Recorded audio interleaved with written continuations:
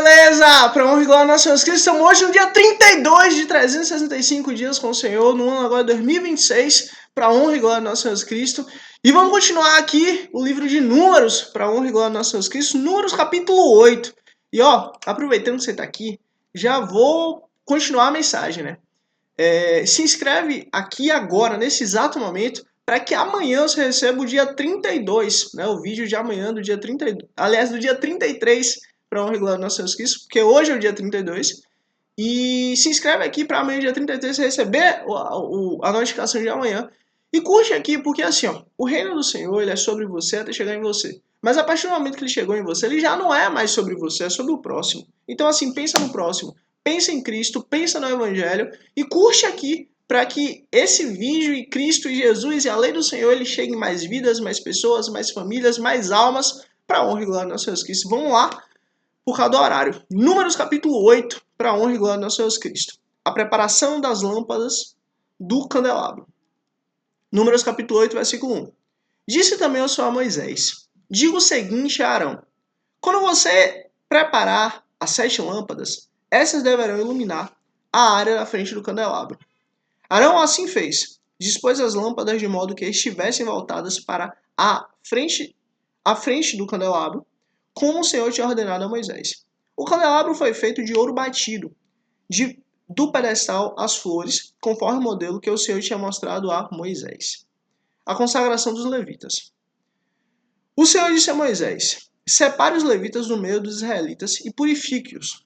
A purificação deles será assim: você aspergirá a água da purificação sobre eles, fará com que rapem a cabeça toda e lavem as roupas, para que se purifiquem. Depois eles trarão um novilho com a oferta de cereal da melhor farinha amassada com óleo, e você trará um segundo novilho com oferta pelo pecado. Você levará os levitas para a frente da tenda do encontro e reunirá toda a comunidade de Israel. Levará os levitas à presença do Senhor e os israelitas imporão as mãos sobre eles.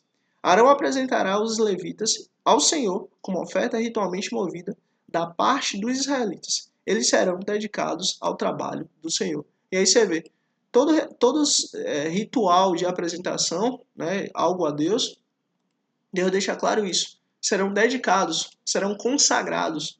Olha, quando nós consagramos algo a Deus, aquilo deixa de ser comum e passa a ser espiritual. Depois que os levitas impuseram as mãos sobre a cabeça dos novilhos, você oferecerá um novilho com oferta pelo pecado e o outro como holocausto ao Senhor, para fazer propiciação pelos levitas. Dispõe os levitas em frente de Arão e dos seus filhos e dos filhos dele, e apresente-os como oferta movida ao Senhor. Dessa maneira você separará os levitas do meio dos israelitas, e os levitas serão meus. E aí você vê, Deus ele falou aqui atrás sobre isso, dedicados ao trabalho do Senhor, e agora ele fala de novo sobre isso, que os levitas serão dele. Lembra lá que nós lemos isso para honra e glória do nosso Senhor Cristo, que Deus formou o homem e Deus criou o homem? Então, tanto espiritualmente os levitas são de Deus, quanto materialmente os levitas são de Deus. Não tem para onde correr. Deus ele é um Deus que trabalha no mundo espiritual e no mundo material. E Deus é um Deus completo. Deus é um Deus íntegro. Algo íntegro é algo que é em todo o ambiente. E Deus ele trabalha tanto espiritualmente na sua vida quanto materialmente na sua vida. É isso que Deus está nos mostrando. Que você importa para Ele tanto do lado espiritual quanto do lado material. Versículo 15. Depois que você purificar os levitas e o apresentar como oferta movida, eles entrarão na tenda do encontro para ministrar. Eles são os israelitas que deverão ser inteiramente dedicados a mim. Você vê, inteiramente dedicados a mim. Que coisa linda, né? Olha que bênção. Eu separarei para serem meus em lugar dos primogênitos. Tá vendo? Eu os separarei para serem meus em lugar dos primogênitos. Imagina você ter um filho e esse filho ele ter que ser dado a uma tribo de Israel. Você tem seu filho, mas você teve que dar seu filho. Por quê? Porque a regra deveria ser essa. O primogênito deveria ser dado ao Senhor. Mas o que Deus fez? Para que o filho pudesse se manter em casa com seu pai, com sua mãe, com sua família, Deus foi lá e tomou os levitas para si. Para que nós não precisássemos dar os nossos primogênitos para Deus. Coisa linda, né? Eu separarei para serem meus em lugar dos primogênitos. Do primeiro filho do homem da casa, mulher israelita. Do primeiro filho de cada mulher israelita. Todo primogênito em Israel, entre os homens e entre os rebanhos, é meu. Você vê. Todo primogênito entre os homens e os rebanhos é meu. Acabou. Foi Deus que falou. Eu os separarei para mim quando feri todos os primogênitos no Egito. E escolhi os levitas em lugar de todos os primogênitos em Israel. Dentre todos os israelitas, dediquei os levitas como dádivas a Arão e aos seus filhos. Eles ministrarão na tenda do encontro em nome dos israelitas e farão propiciação por ele, para que nenhuma praga atinja os israelitas quando se aproximarem do santuário. E aí você vê, Deus ele está deixando claro, esse aqui é o povo que vai trabalhar na minha casa, vai trabalhar na minha tenda. Para quê? Para que nada alcance as outras tribos. Moisés, Arão e toda a comunidade de Israel fizeram o que fizeram com os levitas, como o Senhor tinha ordenado a Moisés. Os levitas se purificaram e lavaram suas roupas, e Arão os apresentou como oferta ritualmente movida perante o Senhor e fez propiciação por eles para purificá-los. Depois disso, os levitas passaram a ministrar na tenda do encontro, sob a supervisão de Arão e dos seus filhos. Fizeram com os levitas como o Senhor tinha ordenado a Moisés. E aí você vê, coisa linda, né? Eles estavam ali sendo obedientes àquilo que foi ensinado. Eles estavam ali sendo obedientes àquilo que foi mostrado, àquilo que foi dado, àquilo que foi manifesto por Deus. Estavam tendo educação, né, naquilo que Deus falou. O Senhor disse ainda a Moisés: Isso diz respeito aos levitas. Os homens de 25 anos para cima, aptos para servir, tomarão parte do trabalho que se faz na tenda do encontro. Mas aos 50 anos deverão se afastar-se do serviço regular e nele não mais trabalharão. Poderão ajudar seus companheiros de ofício na responsabilidade de cuidar da tenda do encontro, mas eles mesmos não deverão fazer o trabalho. Assim você designará as responsabilidades dos levitas. E aí você vê, né? Hoje, graças a Deus, a gente entende a importância da aposentadoria. Né? A gente entende a importância de cuidar daqueles que já têm certa idade, daqueles que já têm uma idade avançada. E Deus estabeleceu, quando chegar a 50 anos, eles deverão se afastar do trabalho. Poderão ajudar, sim, mas eles já não vão ter essa necessidade, essa obrigação do trabalho, como alguém de 20 anos até seus 49, digamos assim. Por quê? Porque Deus entende a necessidade de cada um. Deus vê a necessidade de cada um e Deus supre a necessidade de cada um. Então, a lei de Deus ela é perfeita, Deus é perfeito. Deus estabeleceu essa questão do descanso, essa questão da aposentadoria. Isso é o quê? Há mais de 5 mil anos antes de Cristo. Ou seja, há mais de 6, 7 mil anos. E hoje ainda discute se deve ou não, porque o homem é muito atrasado. Mas Deus está muito além. A lei do Senhor ela é muito mais recente do que o jornal daqui a um ano, do que o jornal daqui a 100 anos. A lei do Senhor é muito mais recente. E aqui a gente está vendo, né, um dos exemplos. Inclusive, diga-se de passagem, é o Deus que cuida do órfão, é o Deus que cuida da viúva, é o Deus que cuida do estrangeiro, é o Deus que cuida dos filhos, é o Deus que cuida dos pais, é o Deus que cuida da mulher, é o Deus que cuida dos animais, é o Deus que cuida da propriedade, é o Deus que cuida da família, é o Deus que cuida de todos os indivíduos. Sendo que hoje, 2026, século 21, ainda há dificuldade, né? A sociedade ainda tem muitas mazelas. Mas vamos seguir. Por quê? Porque a luz está aqui. A luz é a lei do Senhor. Vamos seguir. Seus companheiros de ofício devem responsabilidade de cuidar da tenda do encontro. Mas eles mesmos não deverão fazer o trabalho. Assim você designará as responsabilidades dos levitas. Vamos lá. Números capítulo 9. A celebração da Páscoa. O Senhor falou, versículo 1. O Senhor falou com Moisés no deserto do Sinai, no primeiro mês do segundo ano, depois que o povo saiu do Egito. Ele disse: os israelitas devem celebrar a Páscoa na ocasião própria. Olha que coisa linda. Os israelitas devem celebrar a Páscoa na ocasião própria. Celebrem-na no tempo determinado, ao pôr do sol. E aqui, ó, ao pôr do sol. Olha, esse pôr do sol aqui é a virada do dia. Quando o dia vira, é quando começa um outro dia. do 14º dia desse mês, de acordo com todas as suas leis e ordenanças. Então Moisés, e só abrindo um parênteses aqui, lembra que ao pôr do sol Deus vinha ver Adão? Então, ao pôr do sol, nós começamos um novo dia. E nesse pôr do sol, nós já apresentamos esse dia que está se iniciando a quem? Ao nosso Deus. Que coisa linda, né? É nossa primícia a Deus. Então Moisés ordenou aos israelitas que celebrassem a Páscoa. E eles a celebraram no deserto do Sinai, ao pôr do sol. Que coisa linda, né? Do 14º dia do primeiro mês. Os israelitas fizeram tudo conforme o Senhor tinha ordenado a Moisés. Mas alguns deles não puderam celebrar a Páscoa naquele dia, porque se haviam tornado impuros por terem tocado num cadáver. Por isso procuraram Moisés e Arão naquele mesmo dia, e disseram a Moisés: Nós nos tornamos impuros por termos tocado num cadáver. Mas por que deveríamos ser impedidos de apresentar a nossa oferta ao Senhor na ocasião própria, como os demais israelitas? Ou seja, nós estamos impuros, mas por que a gente não pode apresentar a nossa oferta a Deus? Porque assim, mesmo a gente estando impuro, a gente está impuro, mas Deus mandou celebrar a festa nessa data, no dia de hoje. Por que a gente não pode fazer isso? Moisés respondeu-lhes: Esperem até que eu saiba o que o Senhor ordena a respeito de vocês. Olha, Moisés aqui, ele podia ter uma convicção. Moisés aqui podia ter uma base. Moisés aqui podia ter um entendimento. Mas Moisés falou: peraí. Minha opinião não vale nada. A minha opinião ontem era uma. Ontem eu tinha a opinião de que eu não podia nem falar. Agora eu tô aqui para honra e glória do nosso Senhor Jesus Cristo, liderando o povo. Então, assim, minha opinião não vale nada. Minha opinião era que eu não tinha capacidade nem de chegar na frente do faraó. E hoje o faraó nem existe mais. Minha opinião era de que eu não tinha capacidade de ser reconhecido como alguém que veio em nome do Senhor. E hoje as pessoas estão me procurando para saber o que é que eu tenho a dizer. A minha opinião não vale nada. Isso Moisés está falando. E eu digo para mim, e você, é bom você falar isso para você. A nossa opinião não vale nada. Mas a opinião que vale, sabe de quem é? Ó, saiba o que o Senhor ordena a respeito. É isso que vale.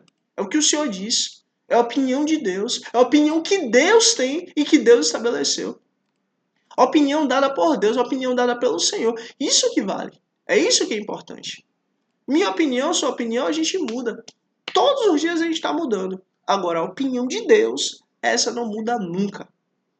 E é a que deve ser respeitada. A opinião do Senhor. Não a nossa, mas a dele sim.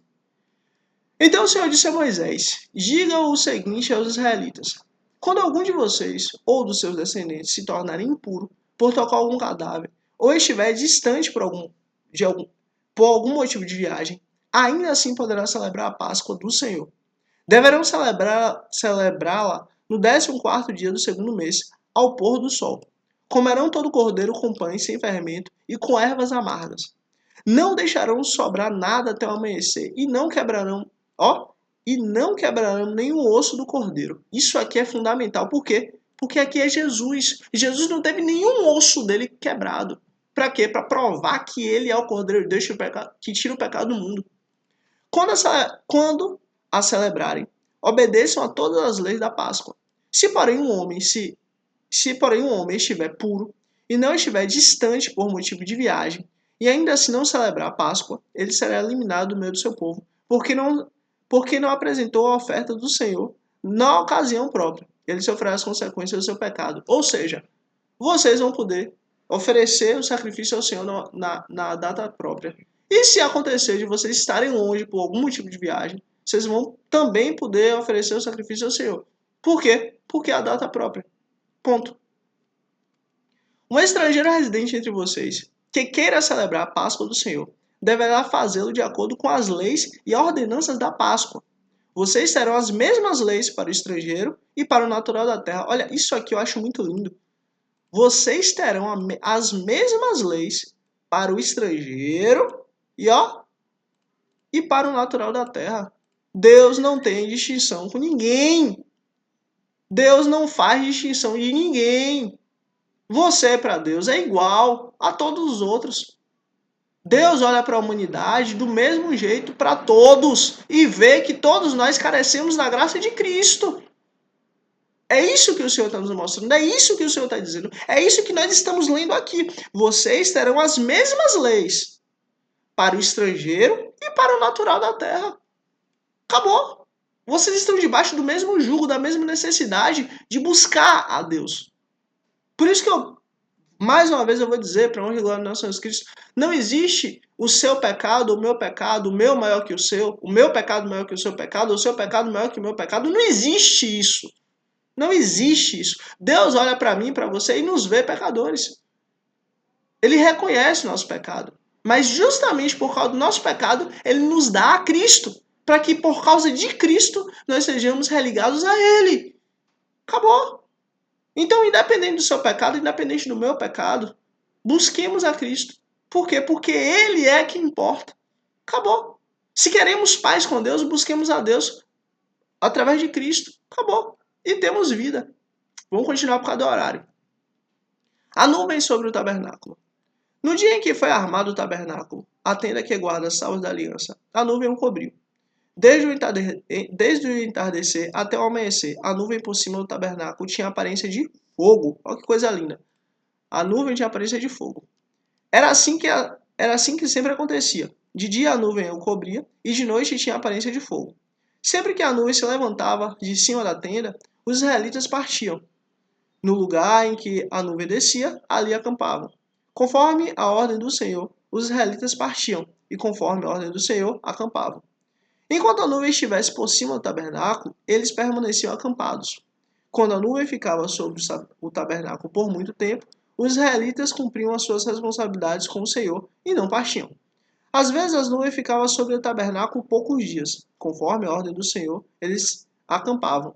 E também conforme a ordem do Senhor, partiam. Você vê, conforme a ordem do Senhor, eles acampavam. Coisa linda, né? Mas também, conforme a ordem do Senhor, eles partiam. A gente tem que ser assim. Quando é que vai ser? Não sei. Mas estou debaixo da graça de Deus. Se Deus quer que eu vá hoje, eu vou. Se Deus quer que eu vá amanhã, eu vou amanhã. Se Deus quer que eu vá daqui a 100 anos, eu vou daqui a 100 anos. Fato é, eu estou debaixo da ordem dele, ponto. Outras vezes a nuvem permanecia somente desde o entardecer até o amanhecer. E quando se levantava pela manhã, eles partiam. De dia ou de noite, sempre que a nuvem se levantava, eles partiam. Quer a nuvem ficasse sobre o tabernáculo 2 dias, quer um mês, quer mais tempo, os israelitas permaneciam no acampamento e não partiam. Mas quando ela se levantava, partiam. Conforme a ordem do Senhor acampavam, e conforme a ordem do Senhor partiam.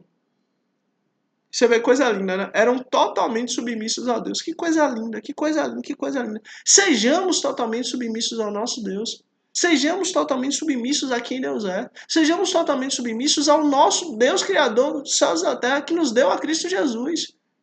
Glória a Deus. Nesse meio tempo, cumpriu as suas responsabilidades para com o Senhor, de acordo com as suas ordens anunciadas por Moisés. Números capítulo 10. As cornetas de prata. Números capítulo 10, versículo 1. O Senhor disse a Moisés: faça 2 cornetas de prata batida, a fim de usá-las para reunir a comunidade e para dar aos acampamentos o sinal para partirem. Quando as 2 cornetas tocarem, a comunidade inteira se reunirá diante de você à entrada da tenda do encontro. Se apenas uma tocar, os líderes e os chefes dos clãs de Israel se reunirão diante de você. Quando a corneta der um toque de alerta, as tribos acampadas a leste deverão partir. Ao som do segundo toque, acompanhado do lado sul, partirão. O toque de alerta será o sinal para partir. Para reunir a assembleia, faça soar as cornetas, mas não com o mesmo toque. E aí você vê, aqui está a importância de nós entendermos o toque da trombeta. Vamos ouvir as trombetas tocar. Lá no Apocalipse, se Deus quiser, nós vamos ler isso aqui. E talvez, aqui, quem estiver assistindo, talvez até eu, não sei, talvez a gente venha a ouvir audivelmente as trombetas tocarem. Os selos vão ser rompidos e vai vir sobre a terra muitas coisas terríveis. E vamos ouvir 6 trombetas. 6. 1, 2, 3, 4, 5, 6 trombetas vamos ouvir. E na 7ª trombeta, ao som da última trombeta, os que estiverem vivos serão transformados Se nós, estivermos vivos, seremos transformados. E os mortos ressuscitarão primeiro. Então, assim, da mesma forma que tinha trombeta, que as pessoas precisavam discernir se era uma trombeta, se eram duas, e que toque era, para fazer o quê? Da mesma forma, nós também vamos ouvir as trombetas tocarem. Mas agora a diferença é que o Espírito de Deus, o próprio Deus, habita em nós. E ele vai testificar no nosso espírito humano, na nossa alma, o que é que Deus tem para nós naquele dia, naquele tempo. Então, assim, uma coisa que eu digo para você é: se encha do Senhor enquanto se pode achar. Por quê? Porque vai chegar dias que a gente não vai mais conseguir. Que a gente não é que não vai mais conseguir achar a presença de Deus, mas a gente não vai conseguir mais achar a lei do Senhor, porque seremos perseguidos, mortos, teremos que fugir. E hoje a gente tem possibilidade de comermos do maná de Deus todos os dias da sua palavra. Mas vai chegar um tempo que não vai ser mais possível. A gente vai procurar uma Bíblia e não vai encontrar. Porque a perseguição vai ser tanta que a gente não vai achar. Mas aí que tá. O Espírito do Senhor vai continuar dentro do nosso coração, fazendo queimar a lei do Senhor. Que um dia a gente leu, que um dia a gente ouviu, que um dia Deus nos deu sabedoria. Para que a gente não venha se esquecer do Senhor, pelo contrário. Para que a gente venha cada vez mais ser purificado com o fogo do próprio Deus em nós. Porque Cristo em nós é a esperança da glória que há de vir. Vamos continuar por causa do horário. O filho de Arão, os sacerdotes, tocarão as cornetas. Este é um decreto perpétuo para você e para as suas gerações. Quando em sua terra vocês entrarem em guerra contra um adversário que os esteja oprimindo, toque as cornetas. E o Senhor, o Deus de vocês, se lembrará de vocês e os libertará dos seus inimigos. Você vê, só pelo fato de tocar corneta. Também em seus dias festivos, nas festas fixas e no primeiro dia de cada mês, vocês deverão tocar as cornetas por ocasião dos seus holocaustos e das suas ofertas de comunhão. E elas serão um memorial em favor de vocês perante o Senhor. Eu sou o Senhor, o Deus de vocês. Que coisa linda, né? Os israelitas partem do Sinai. Versículo 11. No 20º dia do segundo mês do segundo ano, a nuvem se levantou de cima do tabernáculo, que guarda as tábuas da aliança. Então os israelitas partiram do deserto do Sinai e viajaram por etapas, até que a nuvem pousou no deserto de Parã. Assim partiram pela primeira vez, conforme a ordem do Senhor anunciada por Moisés. Os exércitos do acampamento de Judá partiram primeiro, junto à sua bandeira. Nazon, filho de Aminadab, estava no comando. Natanael, filho de Zuar, comandava os exércitos da tribo de Sacá. E Eliabe, filho de Elon, chefiava os exércitos da tribo de Zebulon. Quando o tabernáculo era desmontado, os Gersonitas e os Meraritas o carregavam e partiam. Os exércitos do acampamento de Ruben partiram em seguida, junto à sua bandeira. Elisu, filho de Sedeur, estava no comando. Selumiel, filho de Zurizadai, comandava os exércitos da tribo de Simeão. E Elisafa, filho de Deuel, chefiava os exércitos da tribo de Gade. Então os coatitas partiram carregando as coisas sagradas. Antes que eles chegassem, o tabernáculo já devia estar armado, ou seja, já devia estar na frente. Os coatitas partiam antes. Eles chegavam antes para montar o tabernáculo, para depois, quando o pessoal chegar, o tabernáculo já está montado. Coisa linda, né? E aí você vê a administração do negócio. Aí você vê a logística do negócio. Até isso Deus cuida. Para quê? Para no tempo certo, quando tudo chegar, já tá tudo certinho ali, já funcionar. Coisa linda, né? Os exércitos do acampamento de Efraim partiram em seguida junto à sua bandeira. Elisama, filho de Amiúde, estava no comando. Gamaliel, filho de Padazu, comandava os exércitos da tribo de Manassés. E Abdian, filho de Gideoni, os exércitos da tribo de Benjamim. Finalmente partiram os exércitos do acampamento de Dan, junto à sua bandeira, como retaguarda para todos os acampamentos. Aiesa, filho de Amizadai, estava no comando. Pagio, filho de Ocrã, comandava os exércitos da tribo de Azer. E Aira, filho de Enã, a divisão da tribo de Naphtali. Essa era a ordem que os exércitos israelitas seguiam quando se punham em marcha.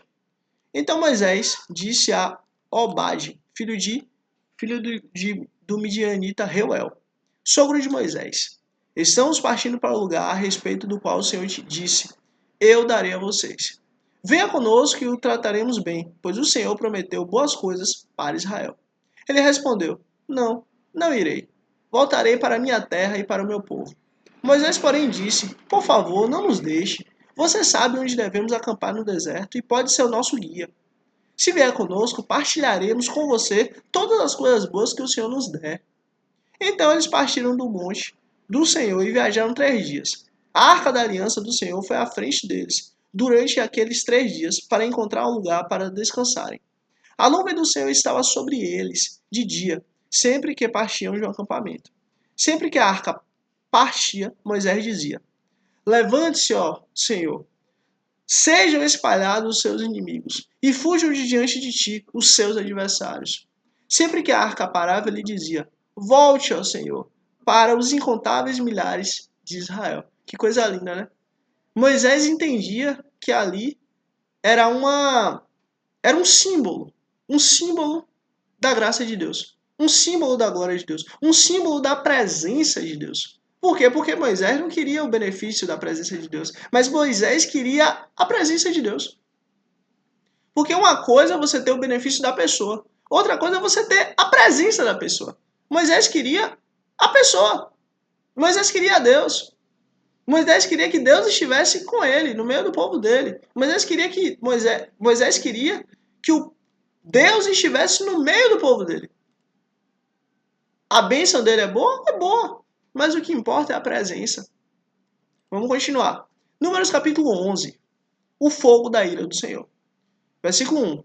Números capítulo 11, versículo 1. Aconteceu que o povo começou a queixar-se de suas dificuldades aos ouvidos do Senhor. Quando ele os ouviu, a sua ira acendeu-se, e fogo da parte do Senhor queimou entre eles e consumiu algumas extremidades do acampamento. Então o povo clamou a Moisés, e chorou o Senhor, e o fogo extinguiu-se. Por isso aquele lugar foi chamado de Taberá, porque o fogo da parte do Senhor queimou entre eles. Olha, deixa eu falar uma coisa com você rapidinho. Não reclame da sua vida. De nada. Não reclame de nada. Se você tem algo para reclamar, fecha a boca. Fecha a boca, fique na sua. Sabe por quê? Porque nós ofertamos a nossa vida a Deus. Nós oferecemos a nossa vida a Deus. Então, tudo que vivemos, nós não vivemos baseado naquilo que a gente escolhe, naquilo que a gente quer. Mas nós vivemos baseado em quem Ele é. Então, Ele que cuida de nós. Então, a vida que temos é a vida que Deus escolheu para nós termos. Então, a partir do momento que nós entendemos isso, se a gente começa a reclamar da nossa vida para Deus, nós estamos, na realidade, reclamando de quem Ele é. Dizendo, Deus, o Senhor não cuida de mim, Deus, o Senhor é mau, Deus, o Senhor está deixando faltar isso, Deus, o Senhor está deixando faltar aquilo, Deus, o Senhor está largando isso, Deus, o Senhor se esqueceu de mim, Deus, o Senhor é mau. É isso que nós estamos falando com Deus todas as vezes que nós reclamamos. Então não reclame, cale a boca, feche a boca. Não reclame, porque se você reclamar, sinto muito, você vai estar se opondo ao seu Deus. Você vai estar se opondo ao Criador do céu e da terra e tudo que há. Não reclame, feche a boca. A situação está difícil e tal, Deus, eu te amo, o Senhor sabe de tudo. Tá. Você está chateado, tá com isso, tá com aquilo, Deus, eu te amo, o Senhor sabe de tudo. É porque Deus, eu te amo, o Senhor sabe de tudo. Acabou. Deus sabe de tudo. Não precisa você ficar reclamando a Deus. E quanto mais você reclama a Deus, mais energia você está dando para aquele negócio. Esqueça. Viva com Deus. Viva para Deus, eu te amo. O Senhor sabe de tudo. Amém. Acabou. Viva assim. Não reclame. Pelo contrário, louve a Deus, quem Ele é. Eu te louvo, Senhor. O Senhor é bom. Graças te damos. O Senhor é bom. Santo é o Senhor, Deus Todo-Poderoso. Amém. Vamos seguir por causa do horário. Um bando de estrangeiros que havia no meio deles encheu-se de gula. Olha que coisa terrível. Um bando de estrangeiros encheu-se de gula.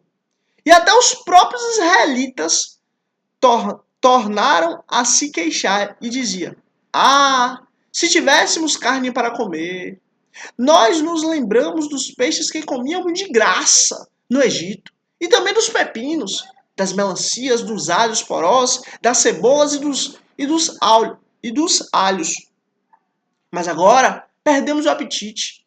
Nunca vemos nada a não ser este maná. Rapaz, o maná que Deus fazia todo dia para o povo, o pão que Deus dava, o pão gostoso, o pão da vida. E eles estavam fazendo um descaso desse. Que é isso? Que é isso? A gente que não estava lá e que não ouviu eles falando, a gente já fica chateado. Imagina Deus! Ou você acha que Deus não sente nada quando você fala alguma coisa? Hã? Ou você acha que quando você vive alguma coisa, Deus não está sentindo? Olha, se a gente se chateia com a injustiça, se a gente se chateia com a maldade, se a gente se chateia com a violência, se a gente se chateia com as coisas negativas, imagina Deus. Hã? Se nós temos o direito de nos chatearmos com coisas dessa vida, coisas ruins, coisas negativas. Quem é? Gente, ninguém gosta de ver a maldade. Ninguém gosta de ver a humilhação. Ninguém gosta de ver a falta de amor pelo próximo. Ninguém gosta de ver a falta de respeito. Ninguém gosta de ver isso. Ninguém gosta de saber. Ninguém gosta de presenciar isso, não. Você acha que com Deus é como? Hã? Com Deus é da mesma maneira. E para ele talvez até seja pior. Porque ele vê fora e dentro. Então, assim, Deus se chateou. Isso chateou a Deus. Por quê? Porque estavam reclamando do santo maná que Deus estava dando para a comunidade. Que isso? Não reclame. Feche a boca. Pelo contrário. Ah, você tá comendo, tá reclamando? Faça jejum. Passe uns 2, 3, 4, 5 dias. Passa aí 10 dias sem comer. Oxe, a coisa que você mais vai querer vai ser aquele maná. Rapaz, que maná maravilhoso, meu Deus. Que maná gostoso. Rapaz, como eu tô precisando comer esse maná. Nossa. É? Tá reclamando? É porque tá comendo muito, né? Tá reclamando que a comida tá ruim, que a comida não é boa, que podia ter comida melhor? É porque tá gordo, né? Tá farto. Aqui, ó. Tá com gula. Aqui, ó. Ó. Cadê? Quando eu vi, ó. Aqui, ó. Encheu-se de gula. Tá com gula, né? Tá com papo cheio agora? Papo é da galinha, de galinha, de galo.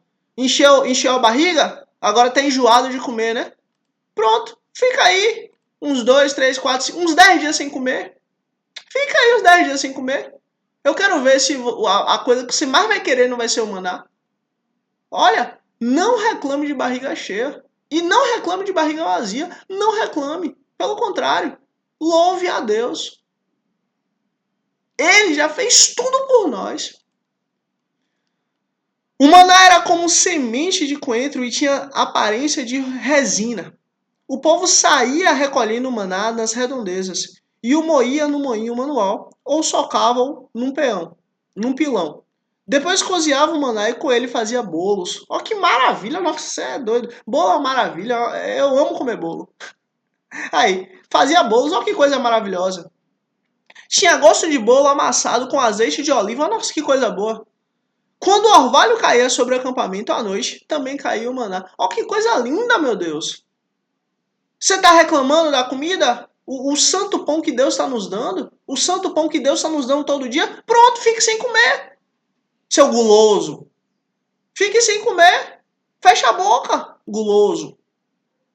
Pronto. Se você fechar a boca, passar 1, 2, 3, 4, 5 dias sem comer, essa pança aí vai diminuir e a gula vai acabar. Acabou, não sou eu que estou dizendo não, é Deus que está falando. Deixe de comer. Para quê? Para que a gula não te mate. É isso que Deus está falando. Agora, aí também eu tenho que abrir um parêntese aqui, que é o seguinte. Nós temos que entender que para uns, algumas coisas é mais fácil e para outras coisas são mais fáceis. Agora, a instrução de não reclamar serve para todos. Não reclame e ame seu irmão. Porque para você, talvez, para mim, talvez, seja mais fácil fazer jejum. Para o seu irmão, talvez não. Mas para o seu irmão, talvez seja mais fácil orar. E para mim, não. E para você, não. E talvez para o seu irmão seja mais fácil trabalhar nas coisas do Senhor. E para você, não. Talvez, e para mim, não. Talvez para mim, ou para você, ou para o seu irmão, seja mais fácil ofertar a Deus. E para mim, não. E para você, não. E para o seu irmão, não. Então, assim, eu deixo uma coisa muito clara e eu quero que você entenda isso. Não reclamar serve para todos. Mas nós temos que amar e tolerar nossos irmãos. O irmão tá reclamando, tá isso, tá aquilo, ô meu irmão, fica quieto, cala a boca. Glorifica a Deus. Sua dificuldade é essa, a minha é essa aqui. Assim como eu tenho dificuldades, você também tem dificuldades. E eu tenho que te amar, e tenho que te aceitar, e tenho que te tolerar. E você também, da mesma maneira que eu. Então, assim, sujeite-nos a Deus, glorifique-nos a Ele. E ó, ao outro, a gente só deve o amor. Então, ame seu irmão do jeito que ele é. Se Deus quiser mudar ele, Deus vai mudar. Mas se Deus não quiser mudar ele, Deus também não vai mudar. Fato é, e isso eu quero que você preste muita atenção nisso. Ame seu irmão do jeito que ele é. Por quê? Porque ali é filho de Deus da mesma forma que você é filho de Deus. Moisés ouviu gente de todas as famílias se queixando, cada um à entrada de sua tenda. Então acendeu-se a ira do Senhor e isso pareceu mal a Moisés. Ele perguntou ao Senhor: por que trouxeste esse mal sobre o teu povo, sobre o teu servo? Foi por não agradares de mim que colocaste sobre os meus ombros a responsabilidade de todo esse povo? Por acaso fui eu quem o concebeu? Fui eu quem deu à luz? Por que me pedes para carregá-los nos braços, como uma ama carrega um recém-nascido, para levá-los à terra que prometeste sob juramento aos seus antepassados? Onde conseguirei carne para todo esse povo? Eles ficam se queixando contra mim, dizendo: dê-nos carne para comer. Não posso levar todo esse povo sozinho. Essa responsabilidade é grande demais para mim. Olha, toda vez que você admite que você não tem capacidade, que você não tem condição, isso é glória a Deus. Eu mesmo estou deixando muito claro, eu não tenho capacidade de fazer todo ano isso aqui, esse ano agora 2026 completo. Não tenho capacidade, não tenho condição, não tenho tempo, não tenho estrutura, não tenho, tipo assim, não tenho nada que eu consigo fazer isso. Eu não tenho nada que eu consigo fazer isso. Mas Deus tudo pode, para honra e glória dele. Então, eu confio não no que eu tenho, porque eu não tenho nada, eu não posso nada. Até minha alma eu já dei para o Senhor em nome de Jesus, então eu não tenho nada, eu não posso nada. Mas Deus tudo pode. Eu confio nele. Eu confio na capacidade dele, eu confio no poder dele, eu confio no gerenciamento dele, eu confio em quem ele é. Você tá entendendo? Por quê? Porque eu entendo que ele tudo pode. E Moisés entendeu isso. Olha, essa responsabilidade é grande demais para mim. Se assim que vais me tratar, mate-me agora mesmo e me agrades e se agrade de mim. Não me deixes ver a minha própria ruína. E aí você vê, Moisés estava reconhecendo a sua pequenez. Moisés estava reconhecendo a sua fragilidade. Moisés estava reconhecendo que ele não tem capacidade e Deus ama isso. Sabe por quê? Porque depois, quando Deus te usar para você realizar grandes obras, você vai se lembrar que você é pequeno, que você nada pode, que você nada tem. Que tudo que você conseguiu foi por causa dele. E eu garanto uma coisa na minha vida, para você agora, em nome de Jesus. Tudo na minha vida foi graça de Deus. Antes de eu nascer, quando eu nasci, depois, até hoje, eu tenho certeza absoluta, em nome de Jesus, que até o último bilionésimo de segundo é graça de Deus. E depois, continua sendo graça de Deus. Por quê? Porque é Ele que faz todas as coisas. Eu nada posso, nada tenho condição, eu nada consigo. Mas Ele tudo pode. Ele é todo poderoso. A Ele a honra, a glória e o louvor. E digo mais, deixo uma coisa muito clara. Se eu não me dispuser, por graça e misericórdia de Deus, não tem problema não. Ele levanta outros milhares para cumprir a obra dele. Porque a obra dele. A obra dele não para. Nunca parou e nunca vai parar. E eu, justamente aproveitando esse ensejo, eu digo para você, olha, se inscreve aqui para amanhã, dia 33, você receber notificação em nome de Jesus. E curte aqui para que você seja usado por Deus, para que a obra de Deus continue crescendo e se aperfeiçoando em nossas vidas, em nossas almas, para a honra e glória do nosso Senhor Jesus Cristo. Olha, quando você curte aqui, você não curte para mim, não. Pelo amor de Deus. Olha, eu te peço em nome de Jesus, não curta por causa de mim. Não comente aqui alguma coisa por causa de mim. Não faça isso pelo amor de Deus, não. Mas faça por quem Deus é. Faça pela glória dele, faça para o louvor dele, faça para a honra dele, para a honra e glória dele. Porque é isso que importa. Olha, em nome de Jesus, eu nunca quero crédito de nada. Mas sim todo o crédito, toda a honra, toda a glória, todo o louvor seja sempre dado ao Senhor em nome de Cristo Jesus. Porque eu não valho nada, mas Ele que vale todas as coisas. O Senhor, Criador do céu, da terra e tudo que há, que deu o seu Filho unigênito para que a gente pudesse crer no seu Filho e pudéssemos ter paz com Deus. Então, ó, Moisés aqui estava entendendo a responsabilidade que ele estava carregando. E entendeu que ele nada consegue. Olha, deixa de olhar para o mundo e para a sua capacidade, mas passa a olhar para Deus. E quanto mais você olhar para Deus, mais você vai ver que é Ele que faz todas as coisas. A missão dada às 70 autoridades do povo. E o Senhor disse a Moisés: reúna 70 autoridades de Israel, que você sabe que são líderes e supervisores entre o povo. Leve-os à tenda do encontro para que estejam ali com você. Eu descerei e farei com você. Eu descerei e falarei com você. E tirarei do espírito que está sob você. Olha, do espírito que está sob você. E porei sobre eles. Olha, isso aqui é muito importante porque assim, ó, antes de Cristo Jesus, o Espírito do Senhor, ele estava sob nós. Ele estava sob a gente. Ele não habitava em nós, dentro de nós, mas ele estava sob nós. E essa porção derramada para Moisés era uma porção que Deus ia pegar aquela porção, ia dividir e colocar sobre esses 70. Ou seja, aquela porção partida, digamos assim, não a porção partida, mas a porção inteira de Moisés, Deus ia partir aquela porção para 70. O que é que Deus nos mostra? Deus nos mostra que hoje nós temos a plenitude de Deus. Hoje nós não temos uma porção partida de alguém, mas nós temos o próprio Deus vivendo em nós, habitando em nós, que todos os dias nos renova, dia após dia, manhã após manhã. Para quê? Para que sejamos como a imagem do Filho de Cristo Jesus.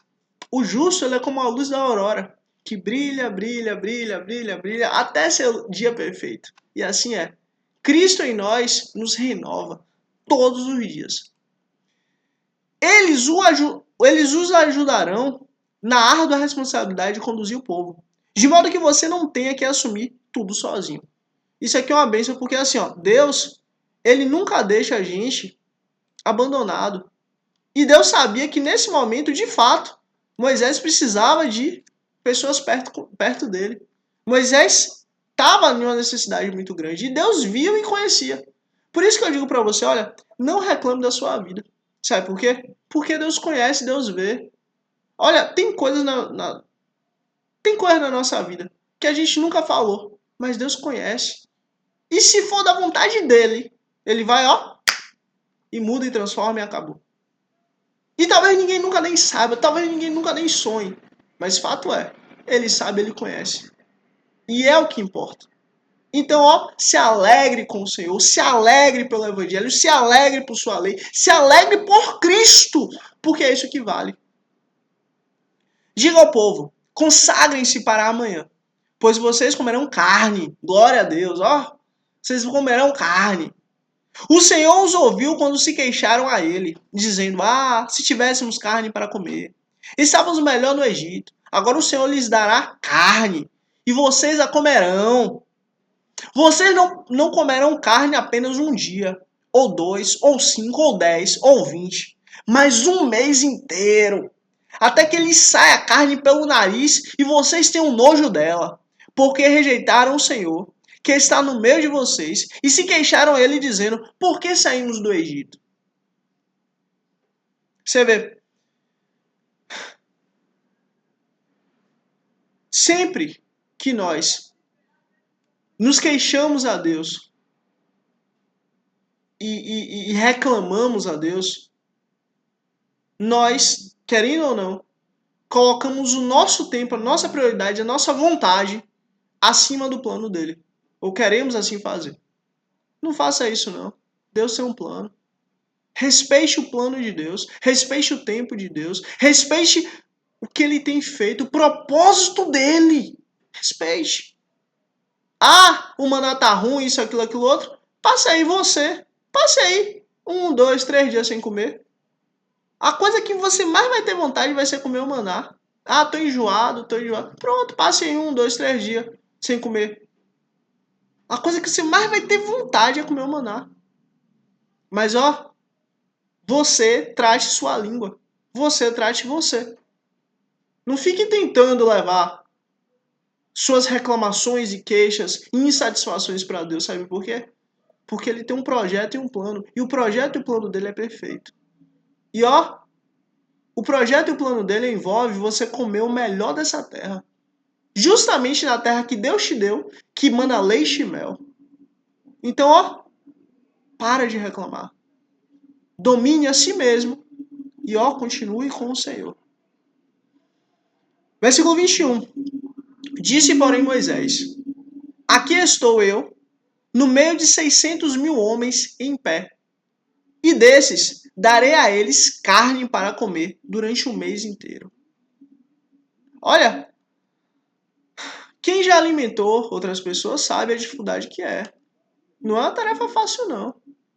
Eu não estou dizendo nem sobre a questão de cozinhar. Eu estou dizendo da questão de ter mesmo aquela carne.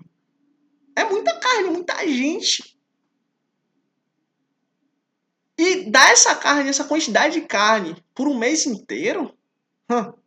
Será que haveria o suficiente para eles se todos os rebanhos fossem abatidos? Será que haveria o suficiente para eles se todos os peixes do mar fossem apanhados? É muita gente. Mas ó, nós não estamos falando aqui de um Deus feito de imagem de escultura. Nós não estamos falando aqui de um Deus feito de um pedaço de pedra, de pau, de um pedaço de argila, não. Nós estamos falando do Criador dos céus e da terra e tudo que há, que disse: não terás imagem de escultura, porque eu sou um Deus zeloso, eu sou o Deus todo-poderoso. Eu sou o Deus que fez todas as coisas do nada. Elohim, Bara Elohim. Acabou do absolutamente nada. Do Tohu Vavohu, brum. Ele faz as coisas do nada.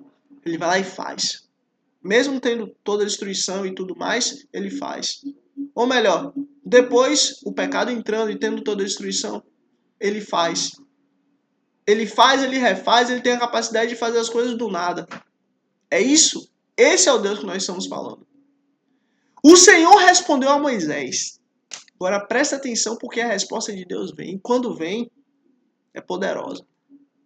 Deus, ele sempre fala o que é importante. Deus sempre fala o que é necessário. Deus não perde tempo falando. Deus não é como nós. Deus não fica gastando suas palavras à toa. Pelo contrário. Tudo que Deus fala tem importância, tem relevância. O Senhor respondeu a Moisés: Estará limitado o poder do Senhor? Vixe. Estará limitado o poder do Senhor? Misericórdia. Deus falou para Moisés: estará limitado o poder do Senhor? Agora você verá se a minha palavra se cumprirá ou não. Moisés, ó, você viu minha glória. Você me viu. Você conhece quem eu sou. Você conhece toda a minha bondade. Você acha que o meu poder está limitado? Diga aí, Moisés. Agora, você verá se a minha palavra se cumprirá ou não. Acabou. Com Deus não tem meu termo. Deus falou e é. Deus falou e é. Moisés viu e entendeu que ele próprio não tinha rebanho para isso. Moisés viu e entendeu que não tinha peixe no mar para isso ser cumprido. Mas ó, o poder de Deus não está limitado. E o poder de Deus não se limita a tempo, a pessoas, a estado, a qualquer coisa. O poder de Deus, ele é soberano. Acabou. O poder de Deus não está limitado. Vamos continuar. Versículo 24. Então Moisés saiu e contou ao povo o que o Senhor tinha dito. Reuniu 70 autoridades dentre eles e as dispôs ao redor da tenda. O Senhor desceu na nuvem e lhe falou.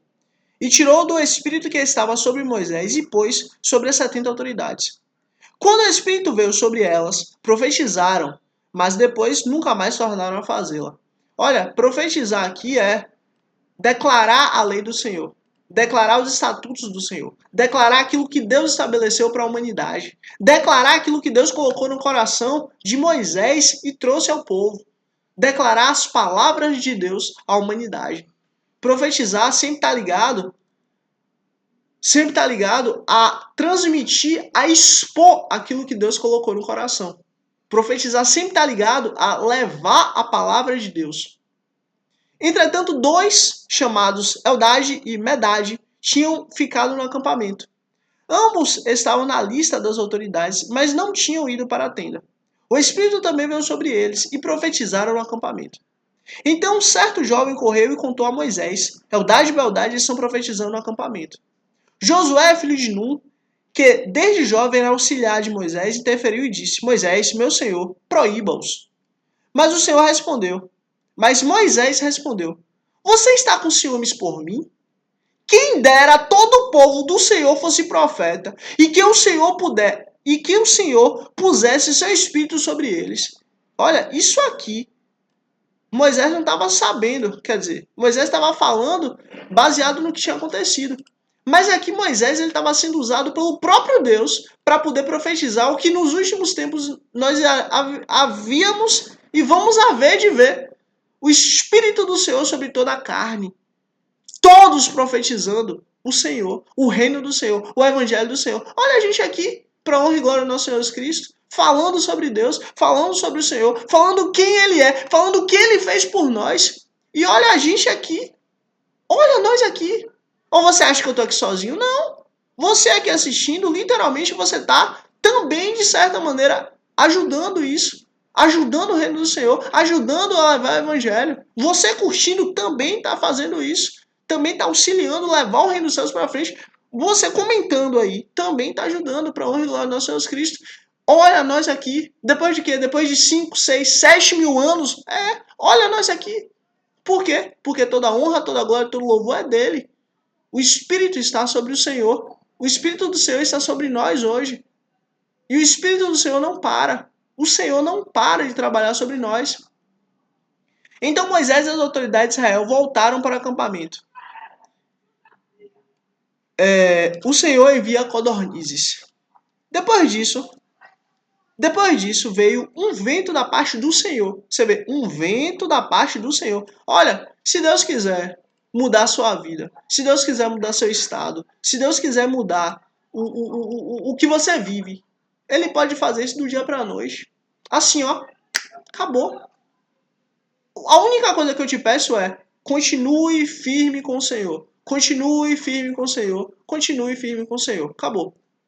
Depois disso veio um vento da parte do Senhor que trouxe codornizes do mar e as fez cair por todo o acampamento, a uma altura de 90 centímetros, espalhando-as em todas as direções no raio de um dia de caminhada.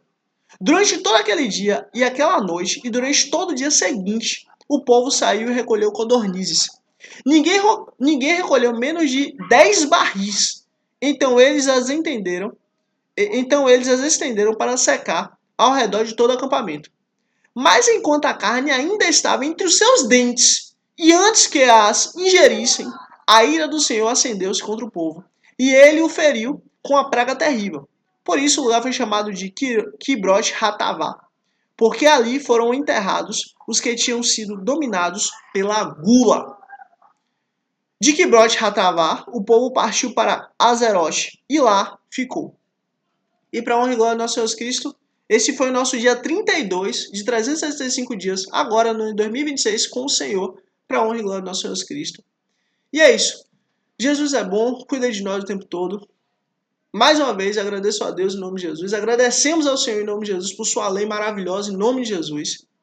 E agradeço também a você por você ter chegado até aqui. Deus te abençoe grandemente, você e sua família, em nome de Cristo Jesus.